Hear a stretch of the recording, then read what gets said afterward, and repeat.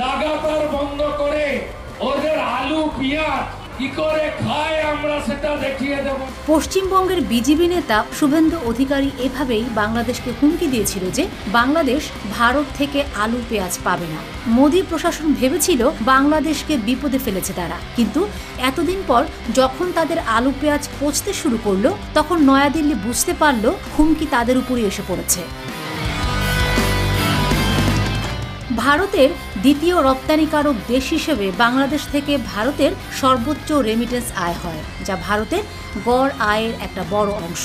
সেক্ষেত্রে বাংলাদেশের সাথে বাণিজ্য সম্পর্ক ভালো না করে ভারতের নেতাকর্মীরা তাদের কথায় যে দম্ভ এবং হুমকি দেখিয়েছে, তাতে তাদের ফল এখন তারাই ভোগ করছে।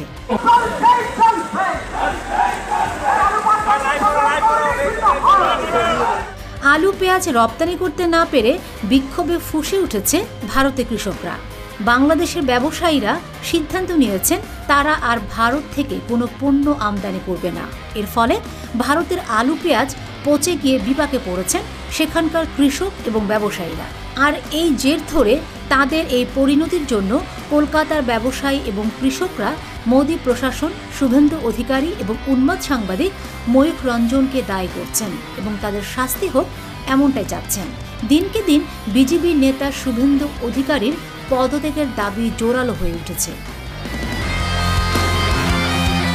ইন্টারন্যাশনাল ক্রাইসিস গ্রুপের বিশ্লেষক থমাস কিন বার্তা সংস্থা AFP-কে বলেছেন, বাংলাদেশের মানুষের দৃষ্টিতে ভারত গত কয়েক বছর ধরে ভুল পক্ষে ছিল।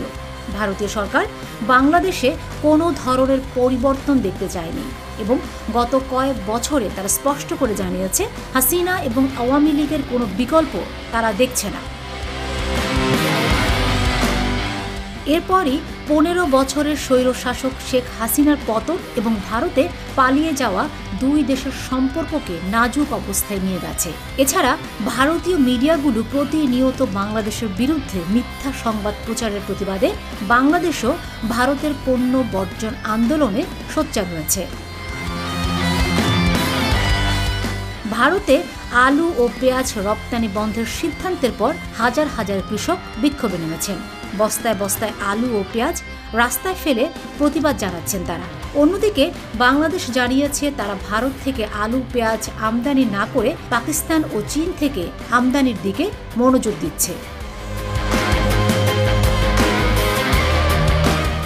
ভারতীয় কৃষকরা দাবি করছেন রপ্তানি বন্ধ হওয়ার কারণে তাদের উৎপাদিত পণ্য পচে যাচ্ছে এবং তা নিজ দেশে 2.5 থেকে 3 টাকা দরে প্রতি কেজি বিক্রি করতে হচ্ছে। আর কম দামে বিক্রি করায় উৎপাদন খরচও তুলতে পারছেন না তারা। তাদের এখন বেঁচে থাকাই দায় হয়ে গেছে। Fatema Shilu, GTV news.